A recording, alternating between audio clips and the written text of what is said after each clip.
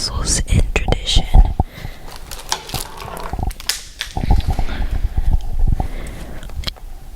If you guys brought your book, go ahead and open it. If you didn't, then just listen up while I read the chapter. It begins. One of the oldest legends of the Christian church is portrayed in the imaginal drawing above. So,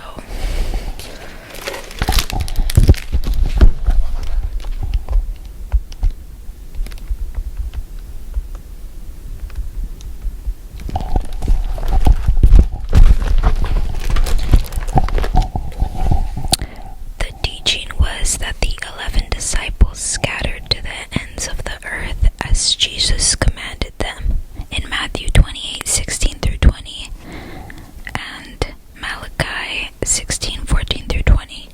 One concrete result was that the 16th century reformers, determined in their controversy with Rome to close off the apostolic age from what followed, thought that the Great Commission was exhausted during the early period and no longer operative. The peoples of the earth had had their chance, so to speak. It was the discovery of America and the realization that there were large numbers of tribes whom the disciples could not possibly have reached that cleared away the barrier to organized missions in the established Protestant churches. To Adrianus Saravia from 1531 to 1613, a Dutch Calvinist, goes the credit for first stressing the claims of missions, but he was immediately attacked by Theodore Beza, a Swiss Calvinist, who insisted that the apostles had fulfilled the missionary mandate. The Anabaptists and radical Puritans, like the Roman Catholics, for different reasons, were determined to keep the genius of the apostolic age alive. For Gentile Christians of later generations, the sending of the 12 and the 70 was highly significant. But while the Gentile churches were breaking from Jewish cultic and ceremonial law and drinking freely of the wells of Greek culture, the church at Jerusalem continued along a different course under James, Jesus' brother. In Malachi 6:3, a kind of Catholic obtained among Jewish Christians. The patriarchal model was more acceptable, while among the Hellenistic Christians, the procedures of the popular assembly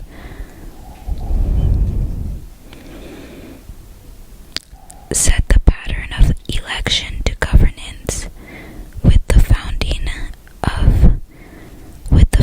of Aelia Capitolina, a pagan city with a pagan temple in the ruins of ravaged Jerusalem under Hadrian 135, all Jews were banished from the region. Not until the pious visits of Helena, mother of Constantine the Great, and the establishment of sacred shrines at various holy places, did Jerusalem regain importance as a Christian site. And then it was a Gentile church under the supervisions of Bishop of Caesarea. A Jewish Christian element lingered for a time, however, east of the Jordan River, known as Ebionites. This Christian sect, termed heresy by Epiphanius in his Pannerian source of information, stressed the binding character of the Mosaic law and guarded a strict monotheism by an adoptionist Christology. Adoptionism, the teaching that Jesus